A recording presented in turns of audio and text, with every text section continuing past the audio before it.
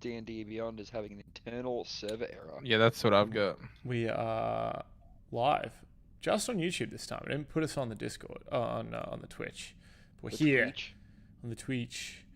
The We're back with most of the Tatts and or Tarrasques in the heart of Blingdenstone. We're having some issues with D&D Beyond, apparently. They were having an issue last week. I think some Amazon servers were having trouble. Yeah, half the internet went down because of Amazon. Yeah. Wait, seriously? Yep. That's crazy. I didn't know about And the other thing that went down is the party. They went to the Undercity of Blingdenstone. Oh my God, Dan. Yes. What a segue. Underground, deep underground, in the undersea, where, if you remember, they had been trying to get repairs for their ship after sort of having a bit of a fight with the Demogorgon, in the town of Sloop de Loop, and they also need the Blingden Lock opened up so that they can access a higher level of the underground ocean, and get one step closer to their mission of getting to the Dread Pirate Cove underneath Waterdeep. And part of that has led them to the town of Blingdenstone, where the Digamatox, the council of Blingdenstone, has tasked the party with clearing out or providing a resolution to the were-rat infestation that has been going on down here.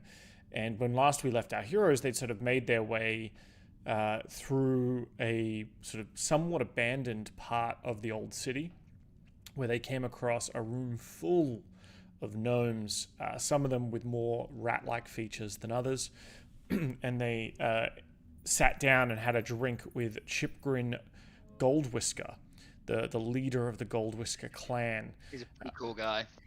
And I believe a toast was drank. And as Digamatok kind of asked, Chipgrin asked, you were sent by the Digamatoks because they want us out, right? Right? Well, they might get their wish soon enough, but in a way they ain't likely to cheer about. And what, pray tell, way is that? Chipgrin sort of takes another swig of his mushroom gin and says, "We're looking at moving out. We've spent our time here. This is our home, but it's becoming unlivable. The ooze problem. You must have surely seen it." Well, we've been seeing a lot of ooze coming down here to the Underdark, but I'd surely say, I nearly got bloody dissolved by some quite many days ago. But there were 2 gelatoids attacking the town, right, Pauly? I came in last minute with Winfred and saw you and that Reynard fellow attacking with the townsfolk of the ooze.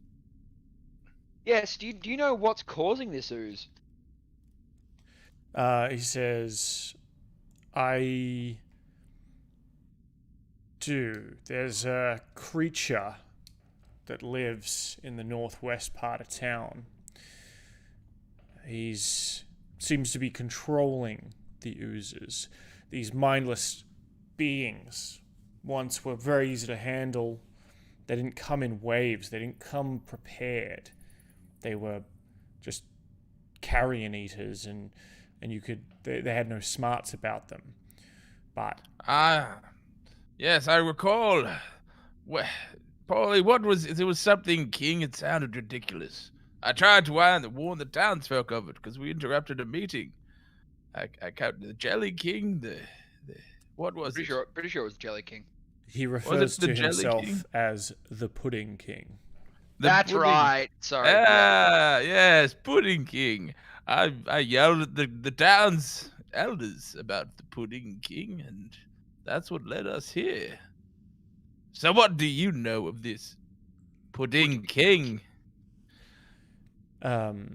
He came to this area about a year ago, but we didn't think much of it. But over that last year, oozes and puddings and gelatinous cubes and jellies of all kinds have been making their way into Blingdenstone as if drawn by some sort of call. Is he a gnome? Is he a gnome? He was once a gnome. I remember him from when he worked in the tunnels, and my kin saw him when he returned. I know who he was, but not what he's doing. But most of all, I can tell you where he can be found. And if you and the Digamatox want, I can take you straight to him to confront this king of pudding. King of pudding, eh? Wow. Well, I sure like pudding. That sounds like a good trip. Ooh, you like a little bit of pud there, do you? Little bit of Christmas pud. Just a little bit of pudding, eh? A little bit of food. Who doesn't like a little bit of pud? Where do you and your tribe plan to move to? He says, we don't know, but we may have to become nomads in the Underdark. We've the users make their way through our part of town, you see, and we have we've lost many a good gnome to their raids as they sweep through, summoned by some kind of pudding siren call, and that combined with the skirmishes that we're having with the gnomes in Blingdenstone as they try and drive us away from our scavenging areas.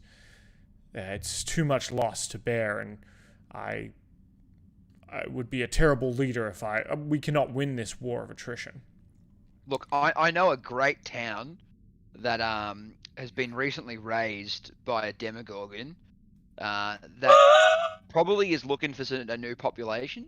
There's a bit of a fungal problem there. And Sloop to loop, if I recall. yeah, like, I mean, just, you know, as long as the Demogorgon isn't there, you guys would be right to move in. I know of Sloop to Loop across the seas, across the undersea. Oh my god. Yeah, I'm just saying, like, you know, I don't really think Demogorgons leave much alive, and if he's not there, Pauly, Demogorgon. No. What he says is, it was purchased and not evacuated, left. You know, it was on the market for people with coin, right, Pauly? Enough to repair a ship, I believe. Sell the right price. of course. Sell the right price. In the corner of your eye, you just see Winfred having Vietnam flashbacks. Yeah, do you want to give me a deception check for that one, big fella? I would love to. Has anyone got D&D Beyond? Oh, it's worked. Hold on, I might get in the character sheet. You might be able to just open it within. I'm back into. Yeah, I'm good. I'm loading in. Yeah, mine's back in. I can do it now. I'm in. He's in. Deception, yeah, for sure. a 1. That was a fail. A critical fail. I think that's pretty fair. I think that's a fair one. 100%. Can I roll persuasion to convince him? Oh my god. Convince him that like Sloop to Loop's a great choice. I think it's still be deception. As long as it's Demogorgon free. I'm not lying to him. I've been nothing but honest. I've told him it was raised. It was raised by a Demogorgon, and then most of the people are probably dead. I'm the one that lied to him blatantly. Yeah, I've not lied one single bit. Okay. This isn't the selling; it's the persuasion. 12. He says, perhaps it will come to that. We could move our people to Sloop to Loop, though I don't know how we'd get there. It's going to be many weeks' march through the different cave systems. As far as I remember, Sloop to Loop was on an island. How many of you are there? We are... it's an excellent question for Dan. Exactly, the numbers. Yeah. Well, you look out, there's at least 40 kind of gnomes around. Some of them still going about their business and whatnot. He says we have perhaps, it's been a while since we've had a census, but there's probably about 100 of us. I reckon we could convince the other fellas, the other gnomes, to give us 2 ships while they repair ours to ferry these beautiful rat people to their new home of Sloopaloop. I want to see what's happened there anyway. Well, listen, that is also why we're here. Those people above, well, not that much above you, you're all under everything else. But they also gave us a quest, a task, if you must. They asked us to find evidence of your betrayal and kill you, or you rally behind you and save you, and either then kick you out of town. Either way, but I propose another deal. A 3-way deal, as some would say. Pauly type of deal. A menage a trois of deals. Yes. I say half the council of elders, or whatever they called themselves above, wanted to, live peacefully. The other half did not. But if we all rallied together and squash out the naysayers, I believe the horses? we might have. Yes, horses. Those neighing beings, too tall to ride, savages. Pony's a good thing. You've got me sidetracked there. You got me sidetracked. But I say, if we come together, we can beat this pudding king, and we can all not have to abandon our homes so hastily. Unless you'd like Sloopaloop, which is on the market, you say, for how much Pauly were selling Sloopaloop for again? I mean, look, how much you got? Chipgrin sort of looks at you slyly, his rat-like features kind of twitching, and he says, the Demogorgon, you say, either that place has been razed to the ground, or what has been left alive is insanity itself, probably tearing it and anyone else who draws close apart. Oh, it's a bit of a fixer-upper, you know what I mean? Like, it's a really good investment for a young tribe like yourself, who want to get into a very, very, volatile market. It's not the forever home. It's correct. Correct. Pick Pauly's. No, it could be a forever home. He's got to fix it up. Pauly's basically putting on his best real estate impression. He's really trying to sell this place. You know what I mean? Suddenly in a blue suit, fucking. Yeah, bringing out like really, really, really like well taken photos of like angles, but like only like with a fisheye lens. Yeah, like there's like a corpse in the background that he's tried to like edit out, but it's still there. Yeah. Which makes you wonder like how bad it was before the editing. Yeah. Yes. Chipgrin says, look, I appreciate it, and maybe that will be our fallback plan if we can't come to an accord with the Digamatox. But if we are to help you or help them drive out the Pudding King and his denizens, we would require a seat on that council. We would require. Yeah, how many fighters do you have? No taxation without representation. How many fighters do you have? Minus three who attacked us outside. 97. No. He says, well, we are hardier folk than the gnomes, and we could definitely field. We could field probably half our number are probably ready to fight. Perfect. Well, I reckon you got to fight for your right to party. And then if you want to sit on that council, I reckon we need to prove to this council that you are worthy of it. We already know you are, but they need to be shown something. Well, if I remember, Pauly, 2 of them were in open agreement that they did want them to rejoin the community. It seemed like that old bastard and that The account of a man who gave the task of quashing out an entire people didn't want them. So I think if we marched with pride and showed some strength, courage, and commitment to the community, got the people behind them, I believe we could go out those two the naysayers, as I said before. Don't bring up horses again, those fucking things, Winfred. But we could do it. Put on a show. Show that you're Are you saying a friendly. non-violent protest is in order? I'm saying, boys, a non-violent protest is in order. All right, cool, done. Let's get I'd some say rat those are some of my favourite things. Yeah, and I think we need a good sausage sizzle outside the front to really bring in those political voters. So Chipgrin says, well, if you take this message back to the Digamatox and tell them that we are ready, we've always been ready to come to the table. And if you think they need our help, then perhaps you can convince them to invite us. I will come with an envoy, and we shall plan a battle of war, a war council, if you will, and we shall have a seat at that council to represent our people. I reckon the non-violent protest is the best option. Let's be honest here.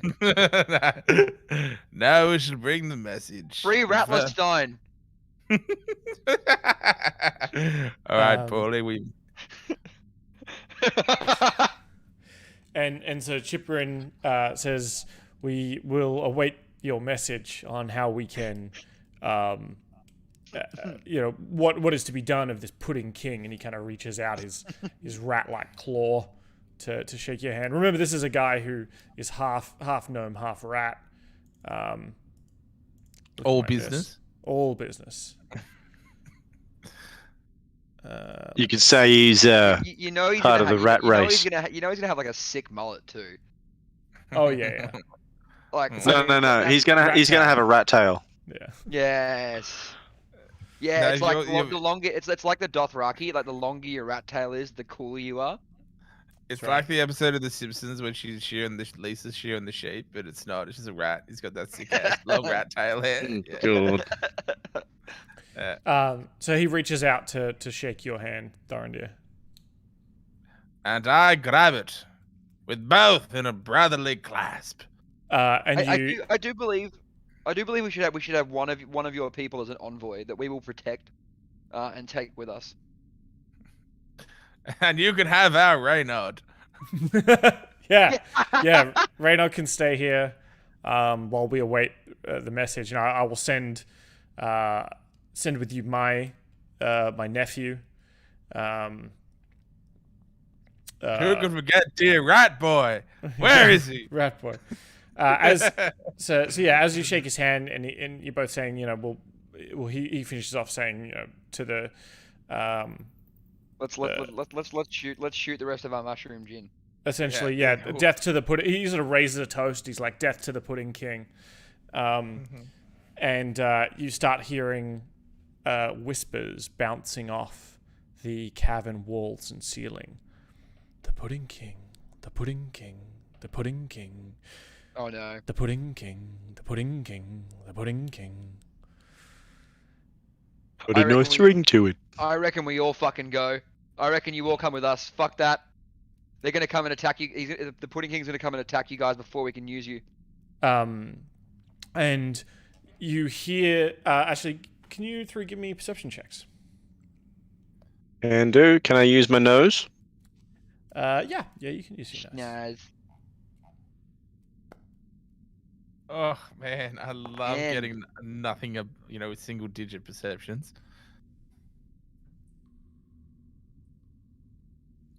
Thorendir's way too busy downing his mushroom juice. Why can't I do things?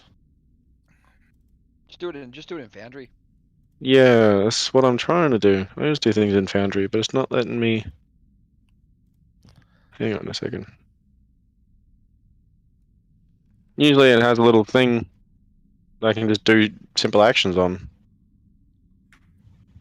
That's right. I was going to do it from D&D Beyond.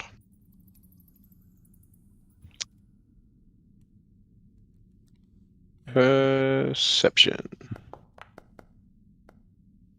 Oh yeah, that's good. That's some good schnozzing. Oh. Yeah. Yeah. So I got a 20. I got a 22.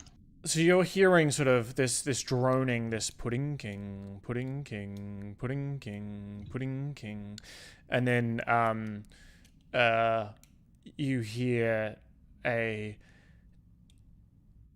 devour them, make father proud, and Winfred, you are first to like sort of look up and see, or you smell, I guess, before you see a 3 sort of large bits of slime pry themselves loose off the cavern ceiling and splash onto the plateau around you.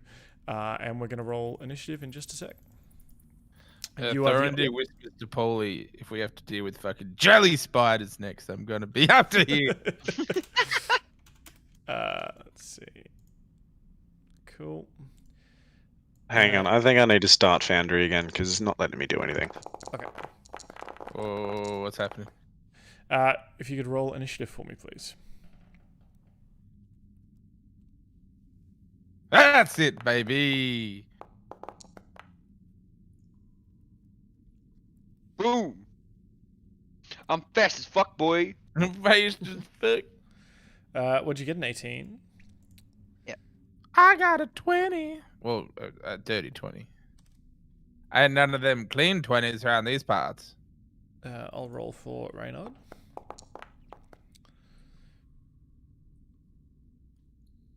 He's gonna do some dope monk shit. Yeah, always. Winfred, how'd you go? Hang on, Foundry's playing up. It's been a bit rude. You can roll for me, Dan, if you want. If you want to get things rolling. Yeah, I will. All right. You got a 15. So, Wicked. everyone was surprised apart from Winfred. Mm-hmm. Sounds about right. So, the first grey ooze sort of plops down behind Reynard, reaches out with a pseudopod, and smacks him one with advantage, I think. Advantage. Oh my god. Oh, that's a natty 20. That's some slapperoonies. What the fuck is going on with this? My foundry is also going quite slow, it seems. Yeah, it's Maybe like... Foundry's on the Amazon servers too. Yeah. Let me try turning some things off here. Let's see. That's it. Bezos ain't coming back into orbit when he leaves. Where are they going? I don't know. Soon though, isn't it? I think so. Someone sabotage that rocket. That'd be nice. There's a $4 billion Earth tax to re-enter the planet. Yeah. To be distributed amongst charities. What's that? He's coming in over Australia. Ooh, you better believe that's another $2 billion tax. Every time he rotates past Australia, so there's a tax. I've just hit refresh Ooh. on Foundry, so hopefully... I wondered why my Foundry just died. Yeah, it's going to be very upsetting if this is actually bigger than Foundry. Yeah. Yeah, it's not loading up Foundry for me. Yeah. The one time I'm off fucking working late. Yeah. This one plays some fucking D&D. No. Well, this is... Hold on, because I'm amazing. I might even still be able to build the encounter, and we can just run it as is. Just in the theater of your mind. My mind's sick. Alright, it's... Password... There we go. Try it again. Oh, here we go. Alright, it's loading, albeit very slowly. But Yeah, so is mine. yeah, no, it's just sent me back to a blank page. Well, I'm I in. can't see the game at all. Mine just popped up, and so did Twitch, the streams version. I got a thingy, me Bob. That's all right. Winfred, I can, or Looks Jacob, like we're back. we Looks can, like it's loading again. if yours doesn't load up, you might still be able to just roll through D&D Beyond and just tell us your rolls. Yeah, all right. And you can always watch the Let's just. I'm just gonna do link I'm if just you gonna wanna do a see. test roll now. Yeah. Virtual tabletop not found. Yeah. So I gotta. Just open up the YouTube link if you want to actually see the map, and then you can just tell us your rolls when it gets to your turn. Yep. Cool. All right. So, oh shit, we have to re-roll initiative. Didn't keep everyone's initiative. How rude. Oh no, I got dirty 20. Oh no, Okay. yeah. What's it? No, sorry, I've got it. It's finally loaded up. 34. Oh, what a shame. Yeah, no, I've got everyone's shit. So the Grey Ooze attacking Reynaud Wait, here. I also leveled up 5 times. I also put in my cheat codes. Only 5. Man, I'm 20. What do you mean? I'm 20 now, boy. So I got a what was it? A 16 initiative? 15 total. 15. 15. And- Initiative +1. I got a +1, so yeah, 16. No, Yeah. 15. 15 14-year-old. total. I was a 14 roll. Oh, okay, cool. Cool. So one of the Grey Oozes kind of slams down behind Reynaud and goes to hit him.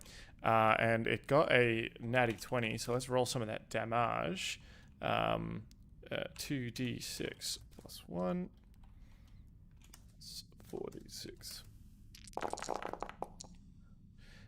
So it does 2 bludgeoning damage as the pseudopod slaps into him, but then sort of you see the acid burning away at his Githyanki skin for a further 19 damage. Fuck. A further Holy shit. 16 damage, so a 19 damage total. Winfred. All right. I just wanted to ask a question. Since I was like on alert from the previous session when we walked into the room, I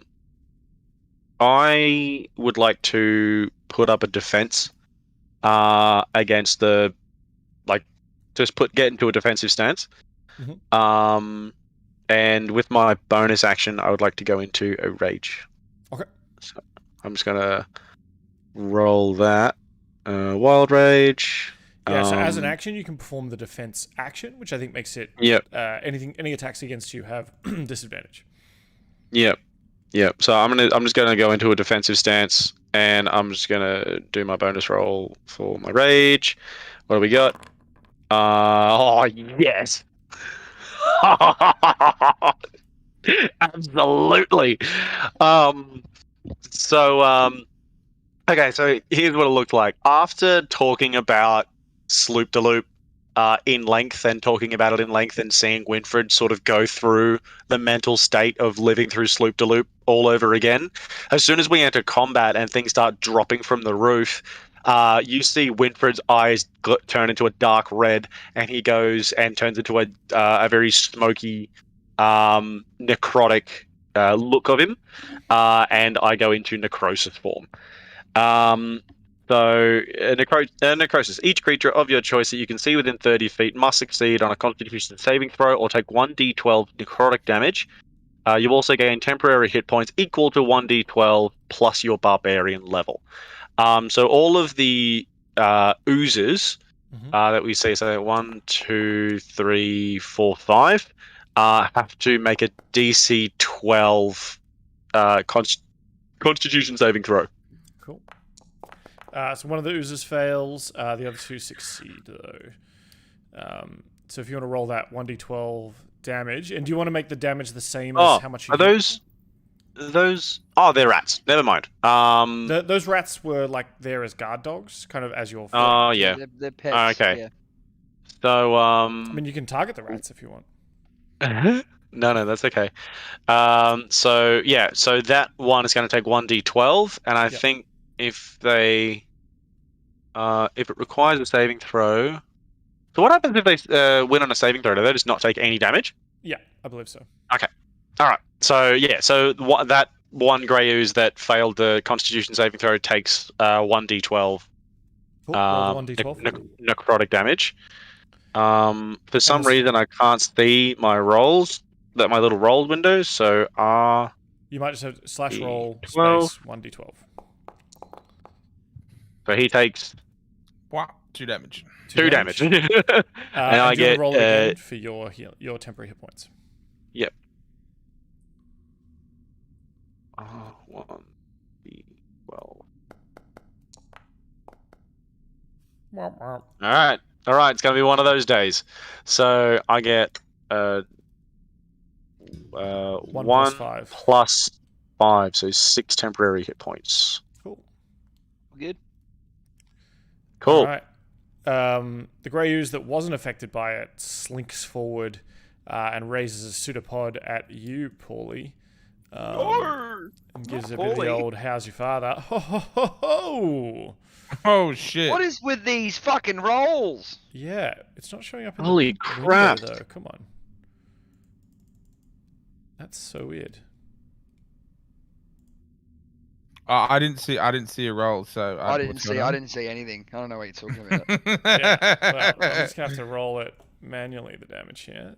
So it's roll 2d6. No, they were all ones. Plus 1 plus 4d6. That's a lot of damage. Still not. So- Oh, there we go. So that comes up. 13. 13 total damage. So Uncanny dodge. cool. So that reduces it by half. Is that right? Yes. Also, you're wearing armor, correct? Yes, I am wearing armor. Is it magical armor? No.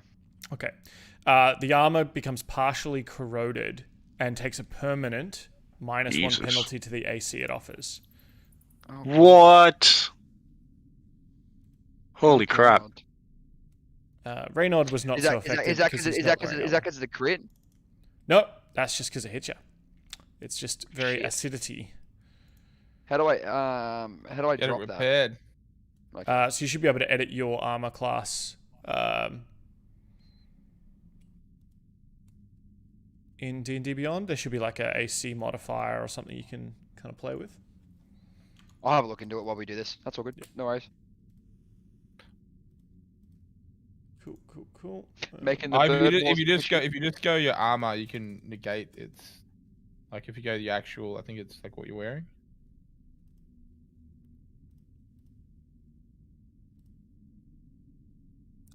Yeah, I'll find it. Yeah. I mean, this is a new way for me to fuck with you, so I'm not upset that you don't know how to change it on your character.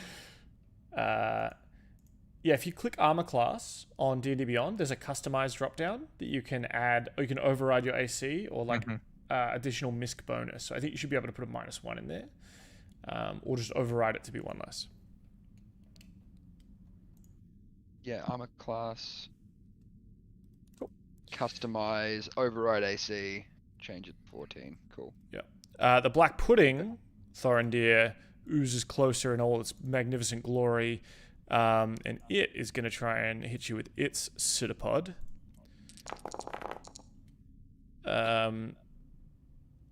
Seriously, why are these rolls not showing up? Oh, yeah. You got a 5, but Yeah, I don't know what his pluses are. Yeah. 5 plus 5, so 10. So that's not going to be enough. Nah, negative Ghost Rider. Cool. All right. That is the end of the surprise round. We're up to the top of the round. The conspiratorial were-rat starts running in to assist, and we got Thorendir. Yeah, Thorendir will immediately, upon having them drop down, whips out the old 2-finger guns out the back pocket, and then will cast a big old 3rd level shatter at these 2 fucking cunnies in front of him. How far does that reach? Like radius wise? It's 10 foot squared, so it would just be these 2 in front of me. Oh yeah, all right. And then pretending like fucking bit of flavor to this, we'll use my full movement backwards. But like, do you know fucking like imagine like Thorendir shooting a cannon, and because he's tiny, he'll get ejected backwards. like in Pirates of the Caribbean. Yeah. When the little guy shoots, and I'm gonna move down here next to like shoot through back here because of the shadow. That's excellent. That's amazing. It's fucking incredible. It's how I'm imagining it is like basically because like usually Shadow wouldn't do that to you, but you've just jumped in the air as you've done it, and like got your hand out, pew, and then just gone flying backwards.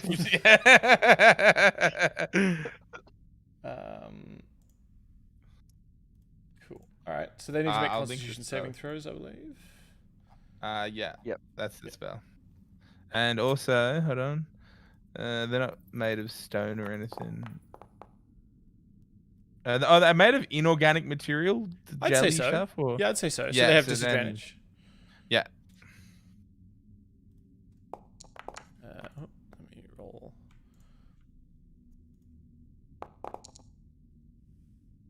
Okay, so what's the DC for that? 14 Okay. So yeah, they both fail.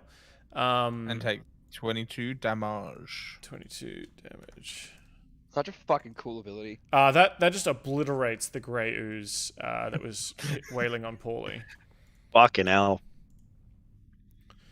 Yeah, you go flying back. I'm gonna say that it gets a swipe at you though, because it is you're technically kind of disengaging with it. Yeah, he'll get a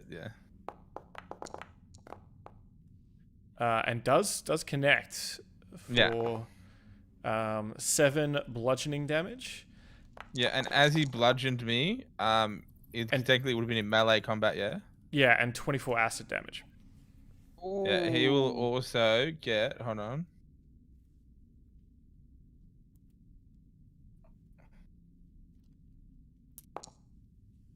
He will take 7 burning hands damage from my magic cloak. Cool. So he tries to save against that, and he's going to take half. Oh. Yeah. What is with this rolls and this Oh. fucking pudding? How many damage did I take? Fucking 22 or something? You took 7 bludgeoning and then 24 acid. And you also get a -1 penalty to your armor class. Permanently. Yeah. And cumulatively. Mm-hmm. Let me know if your AC ever gets as low as 10, just as a heads up. It may be important later. The black pudding, though, is going to take half the 7, so we'll give it a -4. As sort of fire wreaths around the black tendrils of the symbiote as it tries to hit you. And that is Thorendir's turn. Reynard turns around and sort of summons his spectral arms. You see I was going to also use my bonus action to give. Oh, Pauly. sorry. I keep forgetting. You've got like 1,000 things. Yeah, sorry, man. No. I was updating my armor, then my health, then my cover, man. A lot of bookkeeping. Give me a second. Yeah. Where is my bonus actions?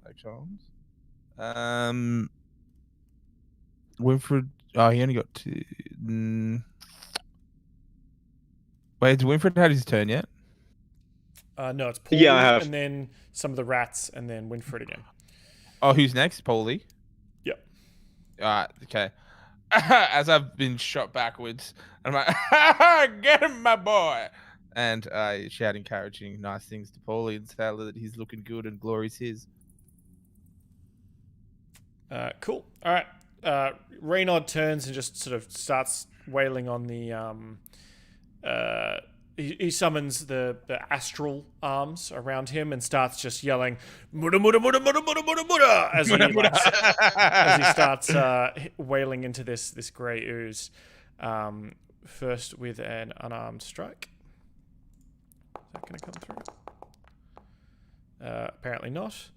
And then with just more unarmed strikes.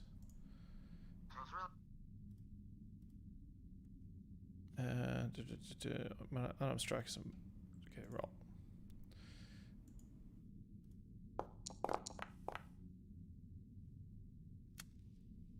Uh, 14 to hit. That'll hit, and 5 bludgeoning damage. And 1 more because he's blowing the flurries, as we all do. McFlurries. I love the McFlurries. And another 5 damage.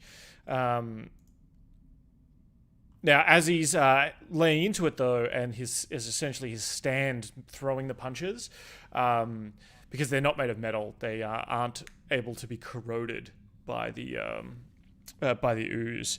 They just are able to impact, and you hear the wet sort of juicy smack of psychic arms on slime. As we go to Pauly's turn. Love me a bit of a wet Let's fucking juicy do- smack. I'm actually. I was thinking of this. Can I attack with Talon twice? Seeing as as my bonus action. I believe you just. No, I don't think you get to attack with a bonus action. Well, I do because I usually attack with my dagger. Oh, no. So a bonus action lets you attack with your offhand. Okay. Yeah. No, I was just curious. So you couldn't attack with Talon twice. That would obviously be way too cool. Yeah. That's what I mean. That's what I was hoping. I was like, that would be really sick. Well, anyway, he attacks with Talon once. Yeah. If you had 2 Talons, you could. Oh, please. Boom. 23 to hit. 23 will definitely hit. 25 damage. Don't forget the. Oh, and yeah, actually, no, that's a good point. I will use that, but I'll use it for my other one. Cool. And That's that's piercing damage, is that correct? That's correct. Okay. Lightning or... Okay. Cool. So 25 damage is incredible. That's good. Any creature that touches the pudding or hits it with a melee attack within 5 feet of it takes 1d8 acid damage. Damn it. So you take 2 acid damage. It's like you start poking in with Talon, and some of it splashes onto you and on the blade, obviously itself. Now Talon seems to hold up incredibly well, and doesn't have any holes or pock marks in it. The acid just seems to sleuth right off. Right. Dagger, on the other hand, thank God I still have 2 of them, because we've lost one through this as well already, actually, because I had 3, but I lost one through acid damage or something similar to that. I can't remember what it was, but I will attack with the dagger to just fucking slap at this boy, and I'll add in my bard. Yep. Yeah. Sorry, go ahead. I'll add in my bardic inspiration to this one. 16 damage to hit. Are you adding the inspiration to the hit or your damage? To the damage. 16 will definitely hit, and yep. So roll the damage and add the D8. D8. Pack. 8 damage. Cool. All right, the black pudding still somewhat standing, or at least quivering. I'm definitely gonna fly the fuck away though too. So that's part of your. Remind me again. That's your what features that? Your swashbuckly. But hasn't the dude already taken a reaction? It's hitting me. Oh, that's true as well. Yeah. So you could actually, regardless. Although I think he gets something as a swashbuckler. If he attacks someone, he gets to... I do. Let me find it for you, sorry. Yeah, but he wouldn't get a reaction anyway. Fancy footwork. Fancy footwork. Yeah, cool. If you make an attack, it can't make opportunity attacks. Yeah, cool. Yep. And it couldn't anyway because of it already smacked Chaboy. Me for 22 fucking damage. Yeah. Chipgrin sort of out from under the table, where you notice Thorendir now that you've been been thrown back against like the cavern wall, and you can kind of see under the table. Chipgrin pulls out from under the table where it was like strapped there, aimed at your crotch while you were sitting there, a crossbow. Out from under the table and fires a bolt at the black pudding, hitting for 8 damage. Oh hell yeah! The grey ooze on Reynard, essentially trying to engulf him. If Dylan dies and he's not even here, it's gonna be so funny. That'll 21 will definitely hit. So that's 2 bludgeoning damage, and then a further 7, so 9 damage total. Reynard's not. I feel like that's a tiny little bit poetic, but the giant rat is going to try and bite at the ooze,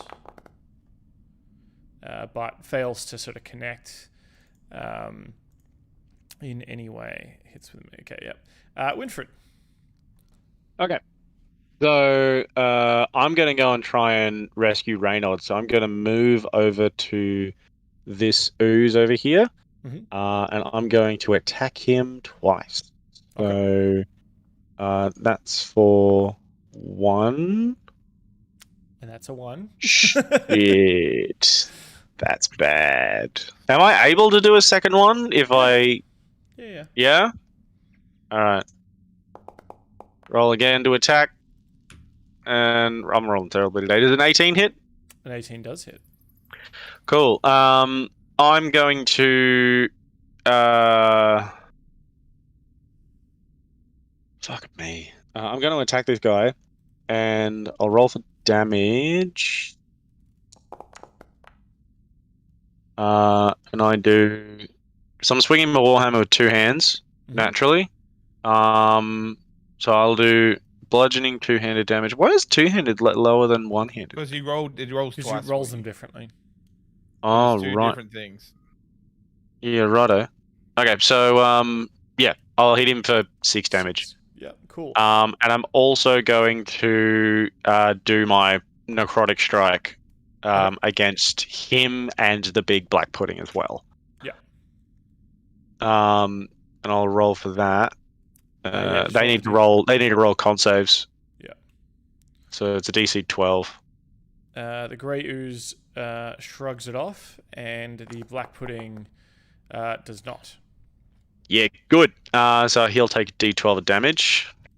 So La damage. 1d12. So he'll take 2 damage. 2 damage, and then I will get. Pretty sure I get a D12 of additional for everything that I hit. Yeah. I think it's you get to roll the D12 once and add your thingo modifier, your barbarian level 2, and then you get that. Temporary hit points do not stack though. So while you currently have 6 temporary hit points, you can roll to see if you get higher than that. But they're not accumulative. Okay, that's fair. Okay, cool. Well, in that case, I guess I'll end my turn. I don't really. Well, you might as well roll for it. You could roll to see if you get above 6. Okay, cool. You just don't gain points. Like if you get above 6, you get more. Okay. It's either that, or in the future we do it. You roll a D12 once, and that's the damage and temporary hit points, because that's how much. Oh yeah, I got a 6 again, so I'm guessing I'm sticking with 6. No, because it's 6 plus 5, so you'll actually go up to 11 temporary. Oh, dope. Okay, cool. I'll do that now. Cool. Thank you. The shitty giant rat, as opposed to the sociable giant rat, is gonna run in and attack the black pudding. 13 will hit. Does 3 damage. But in doing so, the black pudding, of course, its corrosive form inflicts damage on the poor rat, and you see like it squeak and just like give a eek, eek, eek, and just like it burns and then just like melds and gets pulled into the pudding, where it is, where it's sort of absorbed and burned away. You can see like parts of its bones sticking out now from the black pudding, and Chipgrin yells, "No, Ficali!" Poor rat. Yeah. The black pudding is going to move and try and absorb you, Winifred. The other rat, seeing the folly of its brother, is not going to try and attack a giant pudding, where it can just die. Again. Pseudopod coming in at you hot and fresh. That's 17 to hit. Yeah, 17 hits. So it smacks into you for 8 bludgeoning damage, which you get to halve thanks to your rage. Yeah. And then So that's 4. 16 acid damage, which you don't get to halve. Okay. Because it's acid. Yeah. Now, you're not wearing armor at all, are you? Acid. No. Yeah, cool. All right. So you're not your armor I'll because you're not wearing armor. It take doesn't. -9, so 26. Okay, there we go. Why is it -9? Oh, because I had temporary hit points. Oh, okay, gotcha. Yeah, cool. Yeah. Sweet.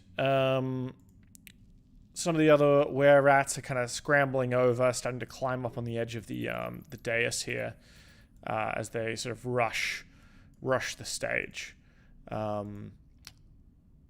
One of the other ones that's up here is gonna also pull out he pulls out a short sword, rushes up to the black pudding, and swipes down on it, and that's going to connect. And as he brings the sword down, the ooze kind of gets cut in two, and then you see the 2 pieces that are separate form into 2 black puddings. And it doesn't reform. Shit. Oh shit. I'm gonna call out to the other boys, to Pauly and Thorendir. I'm just like, hey, you guys remember back when we were in the forge? These things don't like fire. Well, good thing I know, like, no fire spells except the one thing I did back to him when he attacked me. Shit. And Yeah, it is your turn, fire Thorendir. and birds don't go very well together.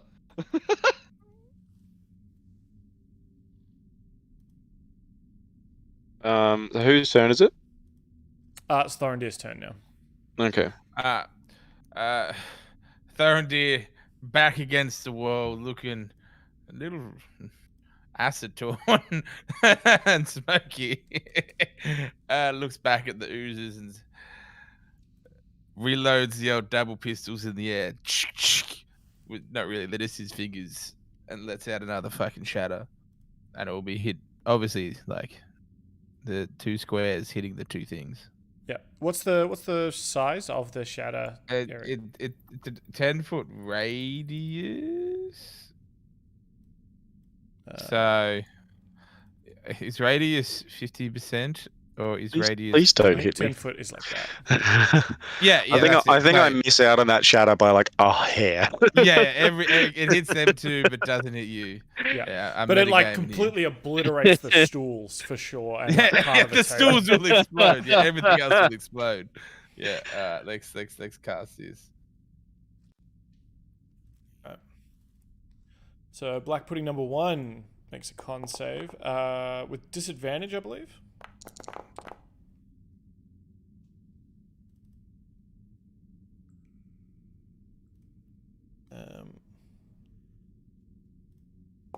Oops. Cool. They both fail. Mm-hmm. And so you, with your back against the wall, just reload the finger guns and sort of, the chairs, the stools explode into flinders as they go flying across the room. The table gets flipped over, and the boom just echoes out all throughout the hall. Even a stalactite sort of cracks and falls to the ground, shattering harmlessly, sort of off to the side. And how much these guys take? 7 damage? Oh. Yeah, it wasn't a big shatter. It wasn't the hugest of shatters, but like it was only level 2. It wasn't a big boy. Yeah. That's cool. It wasn't a big boy. Well, these things are looking pretty rough. They're especially since they've been split in half, and so on. There's certainly less of them now. Reynard is a little bit worried here. Oh, sorry. Is there anything else, Thorendir? I almost forgot. Yeah, I'm like, I will cast Winfred Bardic Inspiration. Calm down, my lad. Strike them down while the iron's hot! Ha ha! Take him, dude. Take him, dude! Reynard, looking pretty rough and kind of in the thick of it here, is going to use his action to disengage, and he does a backflip off the stage because he is on... I mean, I don't want to put it in game terms, but he's kind of effed in the B, and just ends up sort of flying we back.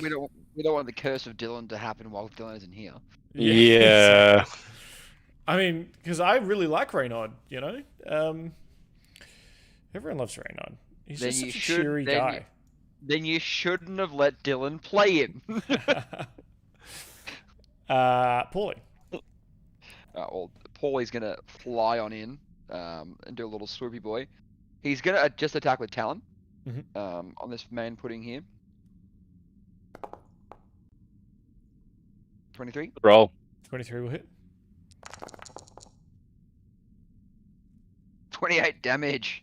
28 damage is, so you fly in, swoop in with Talon, like thrusting that piercing rapier at it, and connect mightily. The ooze, there's almost like nothing left after you've perforated it. You, though, do take 3 acid damage, performing that flyby, and this ooze sort of sinks to the ground and is now just a sticky pool of Vegemite on the floor. And I'm going to just go right back to where I was. Cool. Chipgrin sort of dives. I really should just be a magpie, not even a parrot, to be honest. Dives sideways, John Woo style, tiny rat doves flying through the air, and fires his crossbow. Oh yeah. Not for much though. Okay. The Grey Ooze, seeing a big hunk of meaty boy in front of him, is going to try and munch down on you, Winifred. It's 19 to hit. Yeah, that hits. It's 2 bludgeoning damage and 4 acid damage. So 5 damage all up. And it's your turn. Cool. I'm gonna retaliate. I'm gonna smack him one. Seeing as I'm already right here. So I'm gonna hit him with one of these. Fuck me, Dad.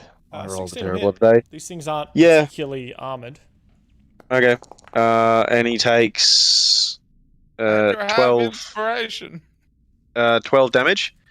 Did that kill him or did that not kill him? So you flatten him like you've just taken a hammer to a cake, and just bits of icing go flying off in every direction. You get it all up on your fur and on your glasses. Gross.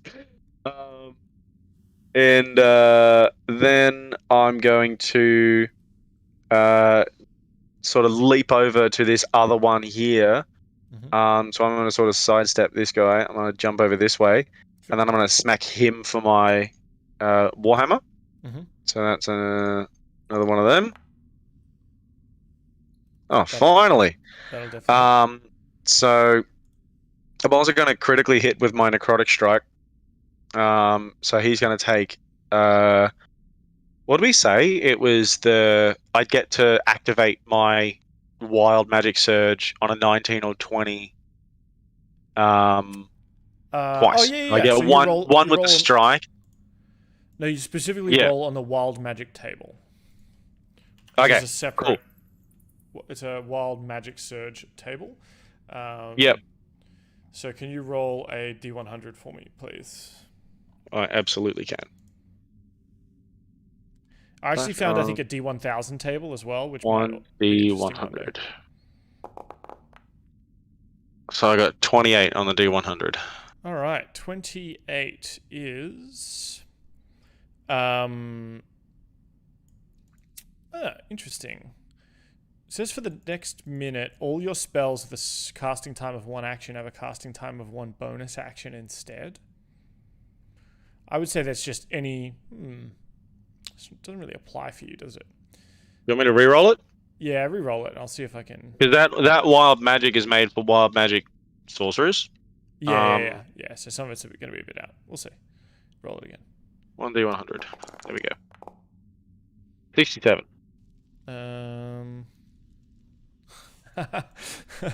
Cool. All right. So you bring the hammer down and smash this this ooze, right? And in doing so, you let it out like a huge roar. The shadowy tendrils of your form kind of lance out, and in fact, it covers your eyes, and all you can see is shadow and darkness. And then when you look around, you see it's sort of like the sort of like the fear toxin in Batman Begins, and you look over at the nearest were-rat, and it's looking like all hideous and distorted. You are frightened. Jesus. By the nearest creature until the end of your next session. Are you fucking serious? So I can't use my bonus action? You can, but Okay. do you want to roll damage for your Warhammer hit? Yeah. Roll damage. I'll do 12 damage to him. Cool. How do you want to do this? Oh, okay. Fuck that guy. I want to fuck him up. I see basically like Scarecrow's fear toxin, and I look at him and I look at myself, and I'm like, wait a minute, I'm the nightmare.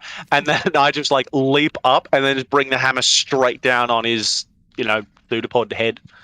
I can see like in the flavor text that he's actually got like a body in there somewhere, so I just want to bring it down like on top of him.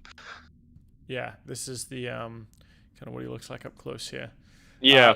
And obviously, some rat bodies are in, rat men bodies are in there for, or something of what's left of them at least. And yeah, you're able to you realize that it's less venom symbiote and more just pile of goop. As you kind of bring the hammer down and just crush it, flattening it into a oil slick on the. Love me some piles of goop. Yeah. Okay. And then like as he's like disintegrating into like goopy nothingness, the nightmare form from Winfred starts to dissipate and he goes back to his normal fluffy self. All right. I'm imagining we're out of combat now. Yeah, you've solved my ooze puzzle. Okay.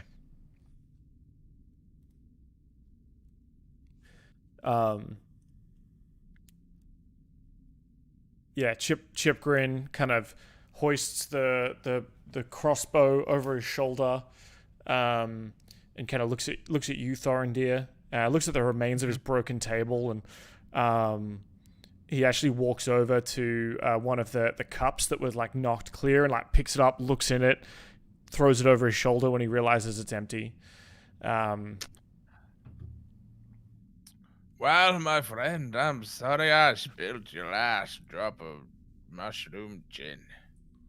But I see we're not safe here either. How often have these attacks been a commonplace? We've been seeing these attacks occur every couple of days, depending on... There don't seem to be any rhyme or reason to it. Sometimes we see just oozes traveling through from south to north, and we just kind of people get out of their way. Other times we don't see them at all. Some of the cubes and whatnot, they're very difficult to catch until it's too late. Well, this indeed seems like a vanguard of a pudding attack by the Pudding King. Pauly, I think we should take this letter to the Elder Council and rally the troops, because the pudding wars have begun. Sounds good. I reckon we should also just rest a little bit and maybe see if these rat gnomes have someone who can mend our armor. Well, I would assume the town where we just came would be able to mend our armor in time for the pudding wars. Good point. All right, but we should probably still have a rest and maybe drink some more mushroom gin before we go. Oh, well, I'd take a short rest, but I wouldn't do much longer. Oh, I completely agree. Just like a little cheeky hour, Yeah, and we're all pretty hurt. Thorendir plays the spell of what is it? Fucking.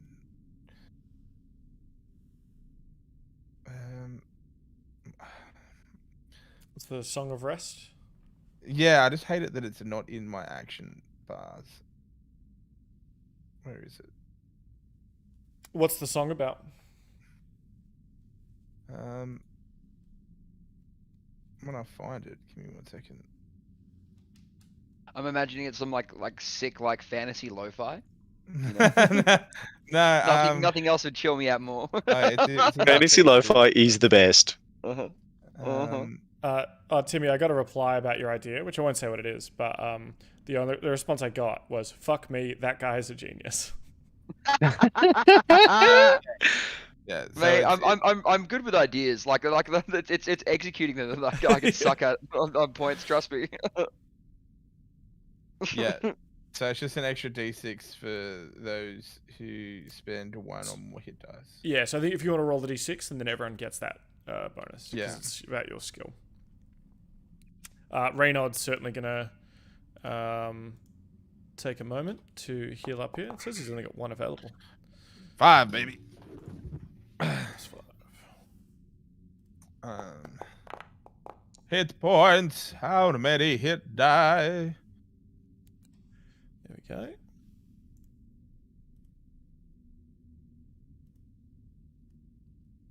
All right, an hour passes. The mushroom gin seems to salve some of the wounds, along with the song, the sort of lo-fi sound of rain through the dulcimer. Lo-fi tunes to kill ooze too.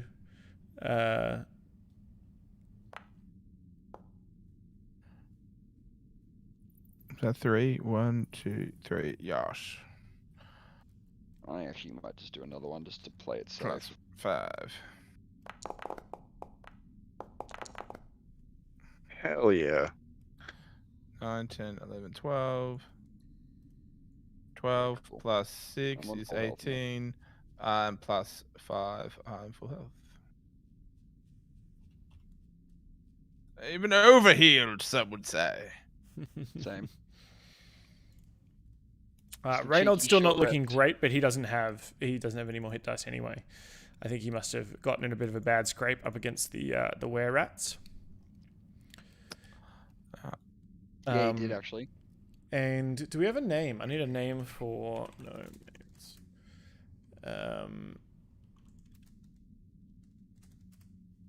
For his Chipgrin's nephew. Here we go. It's he refers to him as this is my nephew Rator from my sister's side. He's a baffle drop, but we don't hold that against him. And so there's Rator, or Rator, if you will. So he's his nephew. It's hard to tell with gnomes how much younger this nephew is, especially because he has partly rat-like features. He's not as full-on rat-like as the as Chipgrin. Perhaps he hasn't transformed fully. But yeah, so he says that he'll come with you and help deliver the Gold Whisker message. Well then, my dear rat boy, let's go deliver this message. So you start making your way through the caves on the way back to Blingdenstone. Yes, where nothing remotely remarkably interesting happened. Sure. That's how you want to put it. The Rockfowl hit Thorendir on the head. Then he woke up, and it was all a dream. Rocks fall, everybody dies. Can And you he wakes- see? You can't see Thorendir, can you? I can see Thorendir. I can see the ship. Yeah, you can see the ship. I can't. I'm on a different map. I can see the map, but I can only see Thorendir. Yes. Yeah. Interesting. Maybe. Oh. Yeah. So you make your way back into town, and back to Yay! the. Actually, give me a d20 roll, please, Thorendir.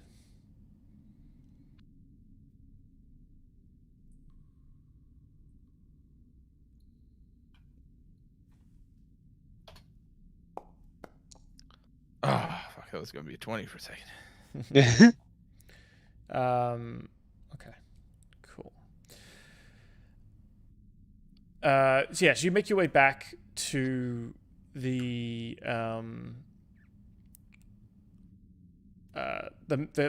like the council area. Yeah. And inside, you see that in the Digamatok Hall, which is I think sort of down here somewhere, down in the Was sort it of like east. here or here? Yeah. Around sort of down on the map, but sort of southeast-ish Yeah. of the actual town itself. And as you enter, you hear quite sort of the arguments of gnomes inside. Rat Boy kind of looks around a little bit nervously. You're not sure if that's actual nerves or whether it's just his rat-like nature shying away from some of the louder noises and the yelling. And you are escorted by guards up into the main council chamber. Not rudely or anything like that. It's just, they announce you and you step in. The council sort of takes a moment. One of the Digamatok's Dorbo, you remember, he sort of calls a recess as you're seen entering, and you kind of wait around for a little bit. And as they take a break from their democracy, he kind of shuffles over to you and says, "You have brought us a gold whisker. You brought us a were-rat." I bring you the tidings of war, councilman. The Pudding King is real. He's attacked them underground when we were meant to make fellowship with these dear people. We were attacked. Some were killed, devoured even. And I swear no one is safe. I come as an emissary with a letter for them to wish to join the council and begin the democratic process of annihilating the Pudding King. Dorbo says, I will. If the Pudding King may be real, but we don't need their help for this.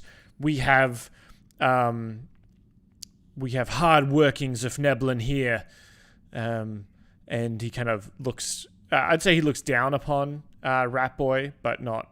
I mean, they're pretty much the same height. They're both tiny. Looks up his nose, looks down his nose at him, in fact, and he says, "Let me see that," and sort of grabs the letter, and kind of scans it, and says, "This is ridiculous. He wants a seat on the council. It'll never happen." Ain't you just a councilman yourself? Surely you don't speak for the entire democratic process of your order.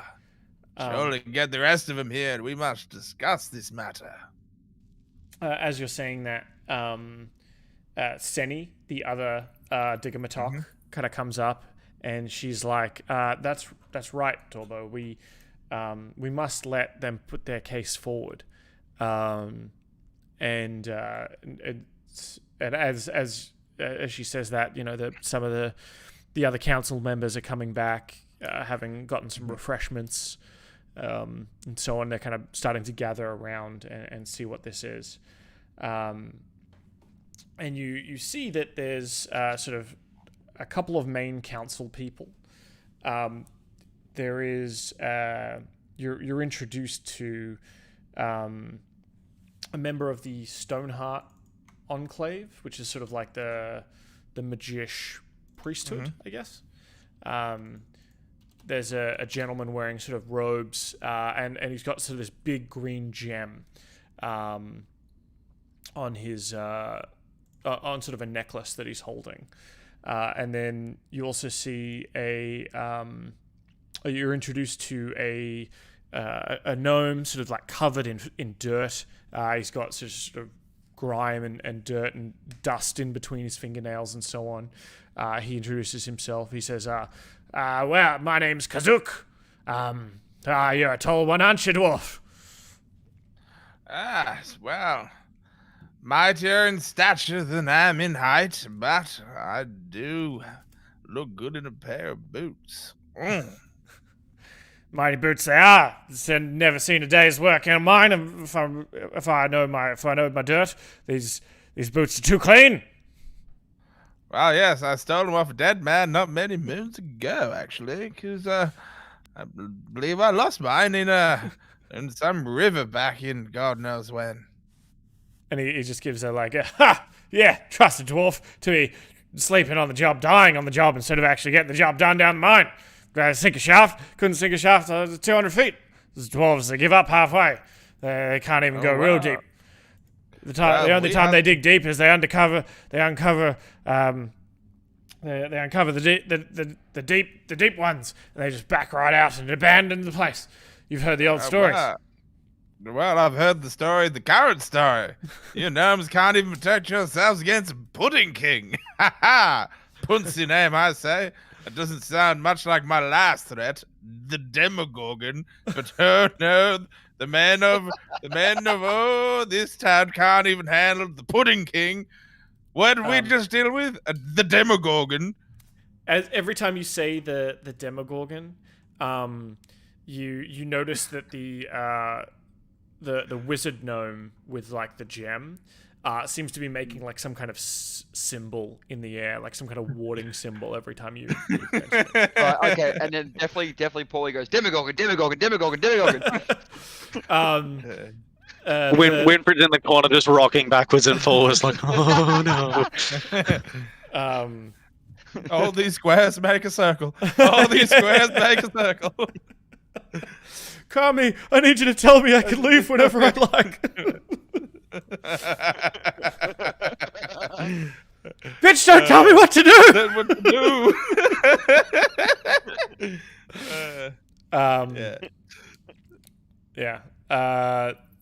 So the gnome wearing the robes kind of shields their gem seemingly from your words, and says you must, and sort of says something in Gnomish in sort of Undercommon, and Seni says, please, Sir Parrot, do not invoke its name here. The Stoneheart Enclave is dealing with a madness that is infecting their work, and the priest fears that you will make it worse. What is it? What is the Stoneheart Enclave? It is our you may call it a priesthood. They tend to and manage our elementals. Ah, right, okay. All right, my apologies, and I'll fling a copper at his head.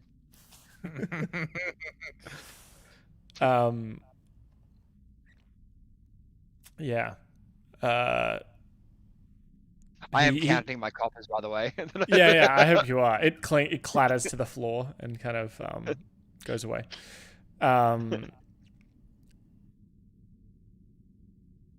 Cool.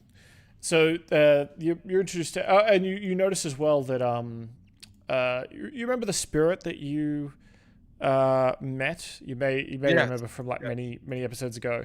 Borough Warden Jadgar is also here on the council, weirdly enough. He has a seat and everything, but he doesn't actually sit on it. He kind of just stands in it because he passes through physical stuff. Right. Ah, yes, my dear friend. I look back to Pauly. That's another councilman in our bucket. Jadgar says, "Well, Master Dwarf, heir to the Grimsbane's, was it the emissary The of Grimsbane Grimsbane? fortune. Yes, emissary Grimsbane, yes. I still hear that the ghosts are wailing. The spirits are not at rest." Indeed. We know the spirits of unrest because there are foul things that disturb this place. Mostly the Pudding King, which his council meeting is all about. Once I know we've cleansed this place, the spirits may well again be at peace. But until then, my friend... we will need the were-outs on our side for this upcoming battle. So do we have your vote in adding them to the council? Jadgar says, these matters are not for those of us in the other realm. It matters not. They are gnomes or they are not gnomes. But make your arguments, and we shall weigh them like a sack of gems and see if they come up true. Indeed, the only thing worth weighing is the sack of gems. Ha ha! Speaking like a true man. I may be dead, but I'm still a gnome. I realizing this is basically like a court case. I need to look up you remember the Futurama chicken lawyer? Now tied in the proceeding of the court. I'm looking up for that right now. Yes. Sorry, continue. So in that time though that Seni and Dorbo we call the council to a head. We have Yantha Coaxrock present from the Stoneheart Enclave. We have the Digamatox, Dorbo, and Seni. And we have Kazuk Pickshine of the Miners Guild. And Borough Warden Jadgar still occupying his seat on the council from beyond the veil. These outsiders are here, it seems, to make a case that we are to bring back our lost cousins. Master Dwarf, we hand the floor to you. Well, now, you all must know me already. Thorendir Grimsbane, heir to the Grimsbane fortune. But that is not why I've called you all here today. This summoned councilman, gnomes of old, and of the past forgotten, my dear friend. I hope you're still resting in peace, as he looks over to the spirit gnomes. We all know what's coming. We've felt it. Foul stench upon these caves is getting worse by the day. Jellies dissolving, eating, devouring your great citizens. You think it may be strange that the elements are leaving you, and your spirits are unrest. But what I say, it's not the darkness that you must fear. It's the Pudding King and his legions of slime and foul things. And they're coming. We just battled them with your distant cousins, and it was not an easy one. You wish to kick them away, but I say they're your greatest ally in fighting the Pudding King. Nay, you must need them to succeed in this coming venture. I don't care much for your politics or your conundrums, but I say family is always family, and that we must stick together in hopes of defeating this Pudding King. What you say, we put our quarrels aside? Indeed, we all look different, we all smell different, but we're all family. And the Pudding King comes to destroy us. Shall we all come together and destroy this foul beast? What say you? What say you, councilman? Surely you'll pick up pitchforks, pick up your swords, and maybe even lay down your lives to protect your home. Or will you run in cowardice? Answer me, councilman. I'm just going to lean over to Pauly and just quietly say, he's really good at that, isn't he? I just want to do one thing during Yeah, this yeah. whole thing. So after Thorendir's done his part, that one councilman who's kind of racist. I want to go up to him and go, now I may not be one of them fancy sitter slicking Blingstonians. Right? I'm just a humble chicken from the upworld. And then I'm gonna like try and intimidate him by like just cawing in his face really, really loudly. Sure. Yeah, give me an intimidation check. And if it's good, we'll get No. No. And then because it was terrible, I'm just gonna say, I'm sorry, I thought you were corn. I thought you'd be corn. I'm sorry, I thought you were corn. Are you strutting around with your hands on your Absolutely, vest, yeah. your wings on your vest? Yes, it's correct. I've just got feathers out too, Yeah, good. Winfred, are you doing anything at this? Success and plan for a bad one. And what are you doing during this time, Winfred?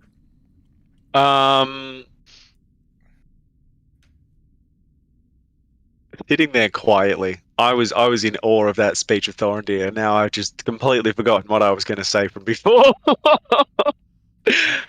Thorendir, can you give me a persuasion check, please? How does this speech land? Well, you're saying he doesn't get an advantage because of my sweet bakang? Your 7 intimidation? Probably not. 23 do. 23 is wow. pretty good. So you're making this call to their heritage to the Pudding King, to take down the Pudding King, and Dorbo, the racist one who doesn't like these were-rats, is kind of like still arms crossed, unconvinced.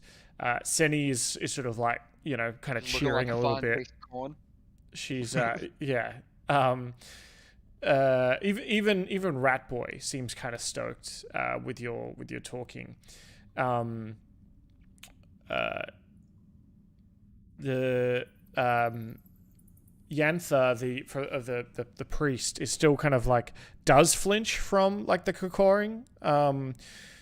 He's a little bit more like, because you've already been yelling shit about Demogorgon, so just any sound out of your mouth, Pauly, like he kind of seems to flinch away, worried that you're gonna spout profanities. But you see that Kazook of the Miners Guild is definitely sort of starting to weigh it up. He's kind of looking at you and your pock-marked armor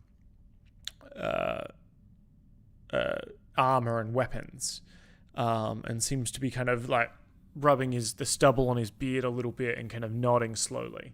Burrow Warden Jadgar still looks rather unconvinced and possibly even just like looking off distantly as if he's not even really paying attention. Well, it appears some of you ain't even interested in no matter what word outside this council. Has the Pudding King already bought your souls?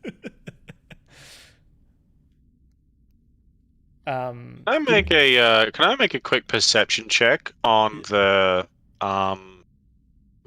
rat folk? Rat boy. I just want to see how they are reacting to this ordeal. Yeah.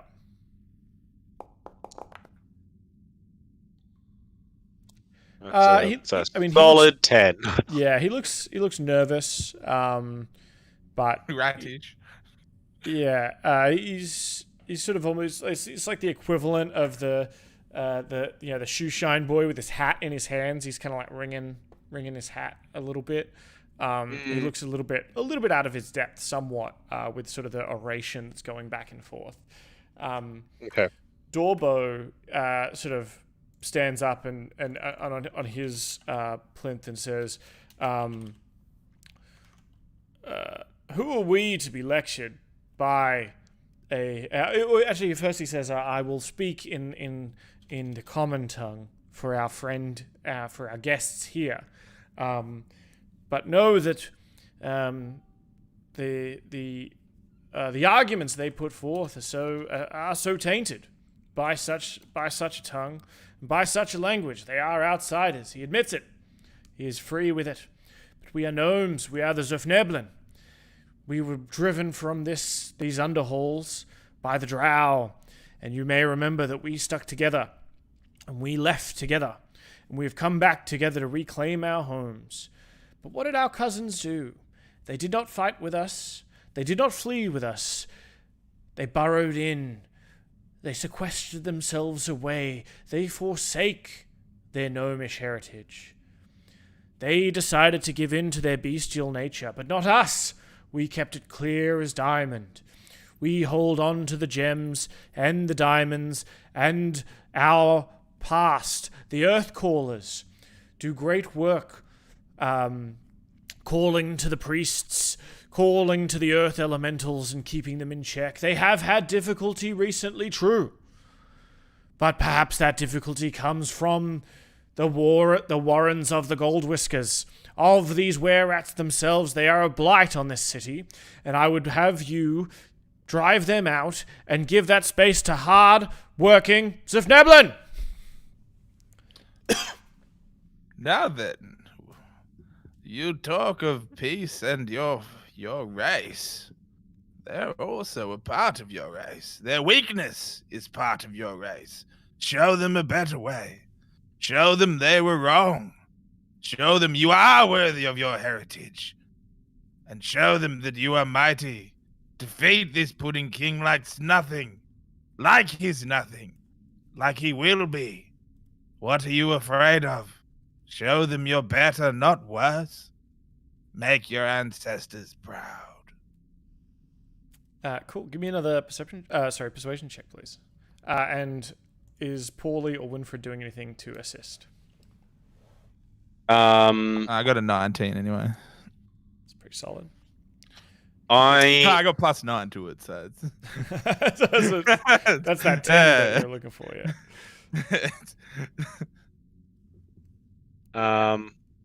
I take offense to the term bestial nature, and I'm going to stand up on the plinth, and I'm going to say, would you consider my kind and bears of lesser nature to be of more primal? All of us pray to Grizzus at the end of the day. Would you call me bestial? There's sort of a bit of a commotion. Give me a... I'm trying to think. Yeah, I think that's good. So give me another persuasion check, Thorendir, as if you've got advantage, because you've got Winfred in your corner here, speaking quite eloquently.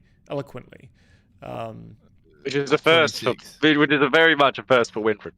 Yes, 26. Winfred's that mate that only gets political at like parties. It was the mushroom gin, wasn't it? It absolutely was. So yeah, there's sort of like a bit of a like, oh, do you hear that? The Grizzus, these outsiders are bestial as well, but he speaks so well, and he holds such good company, and they've done us great service. They have killed some oozers. They certainly have. There's even talk in the town of feathers being sold around. Feathers from the Skylands, they say. And so now, it's looking like it's definitely going your way a lot more. The Stoneheart Enclave and the Burrow Warden seem to be sort of turning around as well. Dorbo a little bit upset, but can kind of see which way the tide is turning. Could Pauly add in on the end there too? Sure. Like one of this, I was gonna be serious for once. Oh damn. No, take it away. That's not what we do here. Fine then. Okay. No. We do. Well, first off, I feel like I should just stick with the southern accent at least the whole time. Yeah. Now you hear the way I see it. No, I can't do it. All we need now is your help. We need the help of the were-rats. As you can see, these creatures, these black pudding, will damage us beyond repair. Repair our armor, arm your soldiers, and give the were-rats a seat on the council so they can help us, and we can wipe the floor with this pudding king and make sure he never returns to Blingdenstone again. And Senny, she says, well argued and weighed. Do we have, can we have a vote, and a show of hands, those in favor of welcoming the were-rats back into Blingdenstone to help us deal with this? Wait, were they the gold whiskers? Yeah. Yeah, okay. Yeah, so welcoming the Gold Whiskers back into the embrace of Blingdenstone for their help in dealing with this pudding threat, and all the hands go up except Dorbo, who eventually, sort of looking around spitefully at sort of everyone, and he realizes which way the wind's blowing, and kind of he raises his hands too, and she says, Whoa. then it is unanimous. We shall assemble a war council, and the Gold Whiskers shall join us. And if we can overturn this threat of the Pudding King and his encroaching oozes, the Gold Whiskers will be welcome to appoint one of their own to the Blingdenstone Council. And if we are unsuccessful in dealing with the Pudding King, may Segorgian have mercy on all our souls, as there will be no council and no Blingdenstone left, I fear. Now, this might be a time for a little debate on the matter of Plan B. We do know of a good little spot down the road that could be sold for a good little penny now. Now, don't we now, Pauly? It's a good little spot, recently scourged of all inhabitants, and I believe could be a good Plan B in case y'all need to resettle. we're gonna have to make fucking sloop to loop condos. Timeshares. All right, yeah. done. Yeah, done. That's what we're doing. We're gonna be selling sloop to loop timeshares from Mate, now I'll on. sell that to Twitch chat, 100%. If you want a sloop to loop timeshare, I'll put you in touch with my boy Pauly. He'll sort you out with a great rate.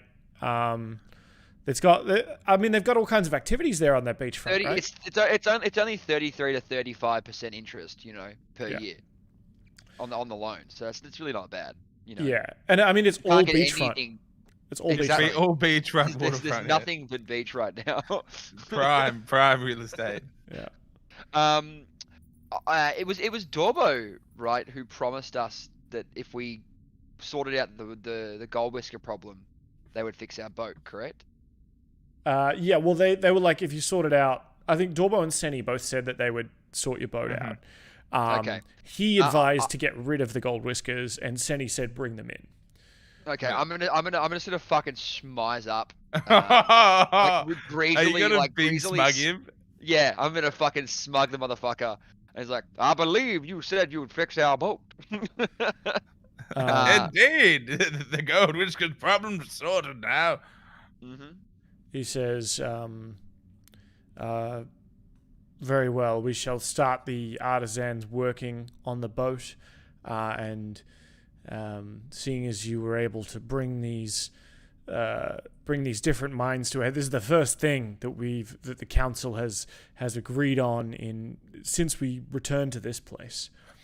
Perhaps you will be useful in the coming wars, as there's much to do if we seek to assault the temple of the Pudding King, the throne. Now of the Pudding how? King. Whoa! Now howdy, boy, do you know there's a throne of said Pudding King? What is a king without a throne? Ah, that is true. But who needs to go around prostrating as a king? For a true king needs not claim he be king. Winfred said they're very confused after what he just said. Can you please direct us to someone who can fix our armor? Kazook says, well, I might be able to get some of my boys to fix that armor, but I'm going to need to concoct perhaps an oil to protect our weapons and armor from this acid corrosion. That's what I was about to say. It is highly corrosive and very damaging. So if we're going to repair, we can get our boys to repair your armor, but if we're going to protect it from future corrosion, we're going to need something. We're going to need some alchemy work, and me and the miners, we can figure something out on that front. But we're probably going to need something from the Netherlight Grove. From Netherlight Grove, eh? And also, you reckon these alchemists could protect the flesh as well? That hurts a lot more than armor.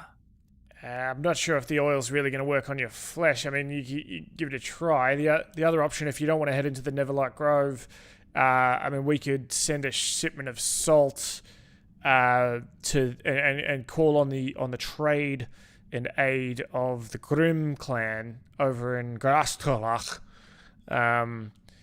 Perhaps a bit of trade with the Duragar could get us what we want. They might have the oils we need.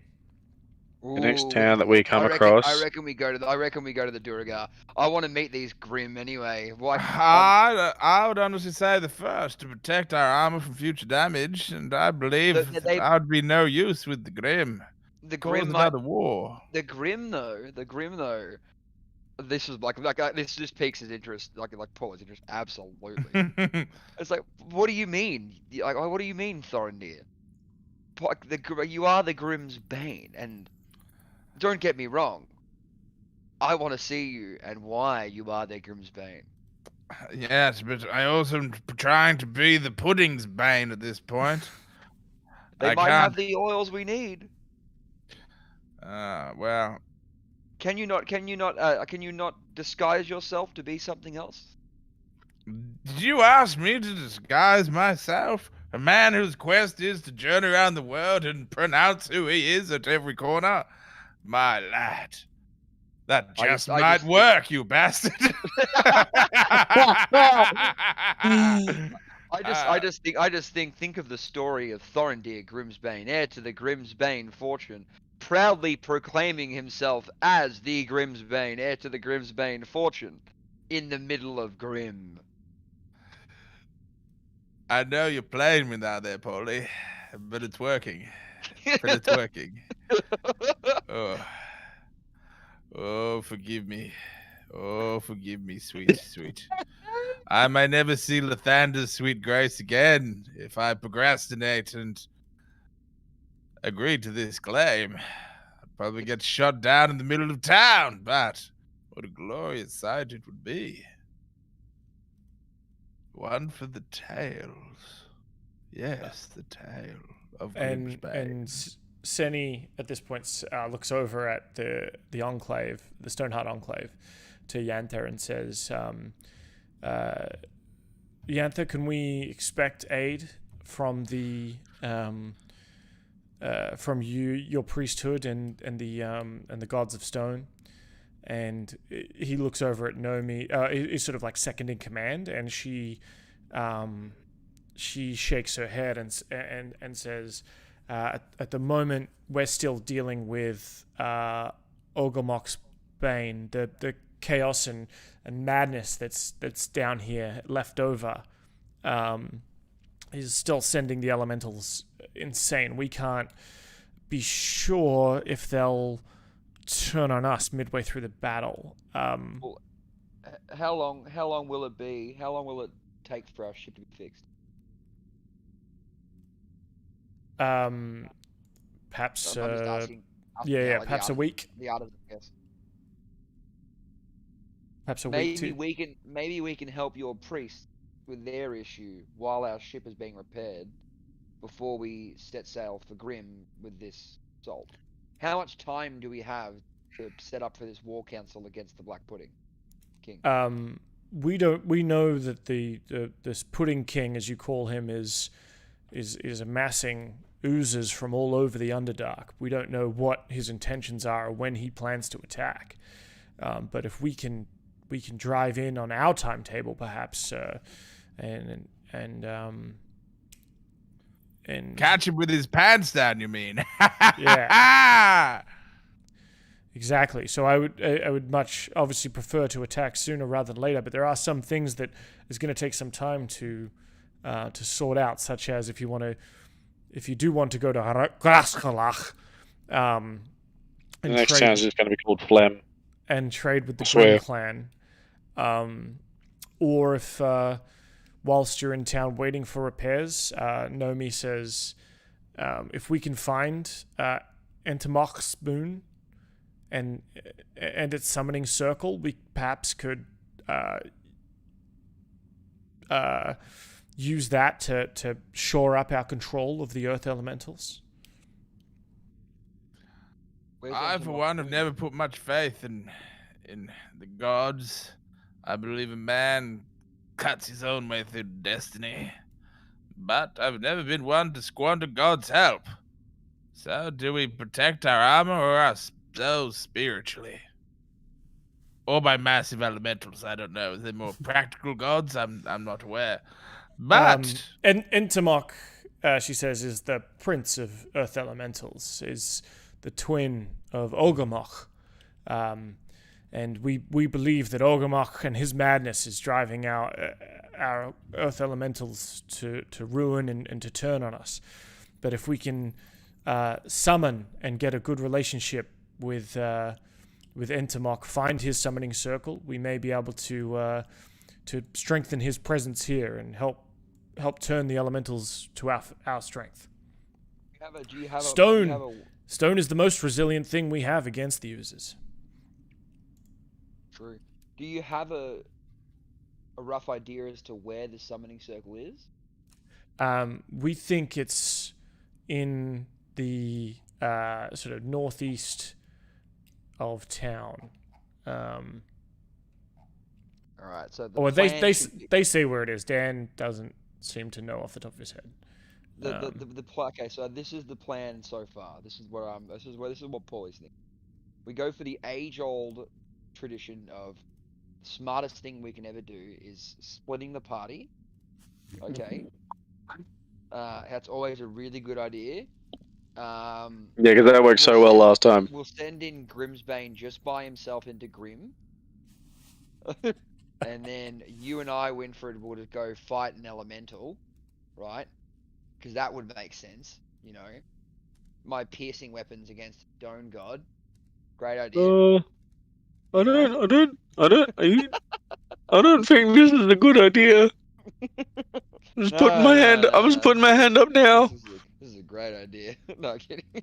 No, I'm joking. If we have time to talk to this elemental, and then we can maybe even borrow a ship or get passage to Grim to get these oils first, then come back. Because with those oils and with that elemental, the Pudding King won't stand a chance.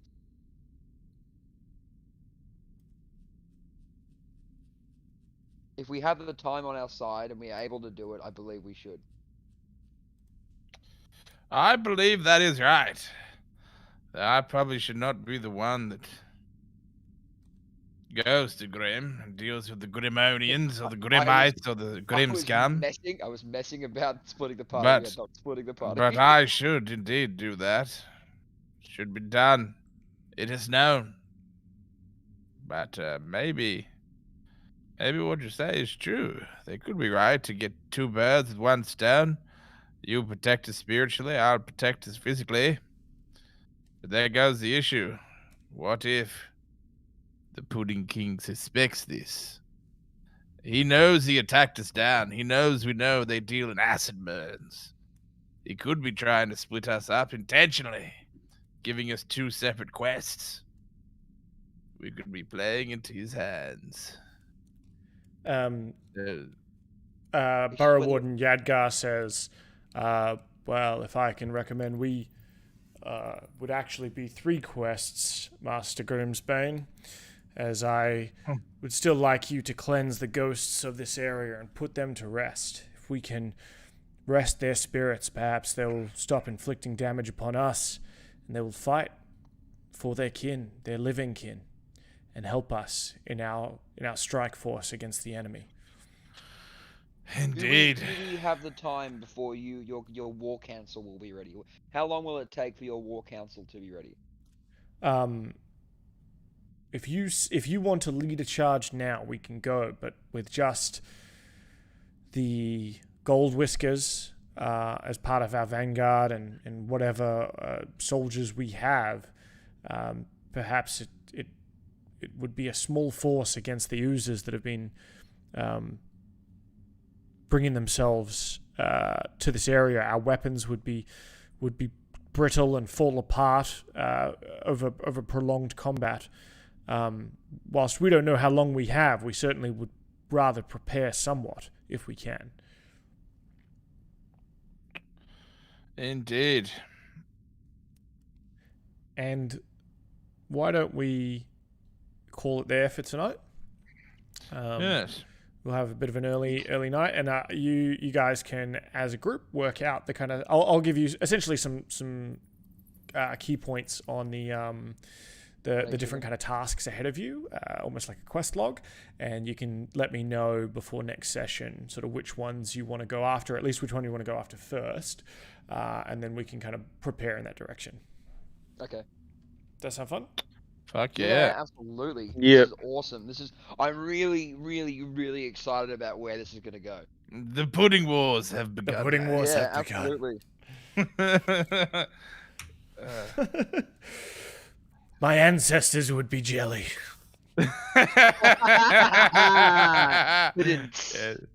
Yes. Good.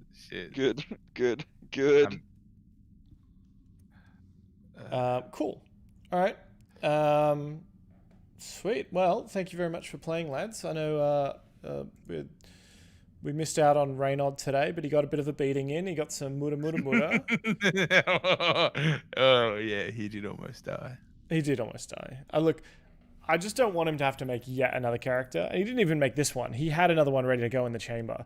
But I was like, no, you're playing one of the pirate crew. But yeah, cool. That's it for us. I'm going to end the stream there. And thank you, anyone who was watching, and thank you for watching later. I mostly just keep these recordings around so that I can check what we've done, since it's sometimes about a month or more between games. Yeah, that's fair. Oh, yeah.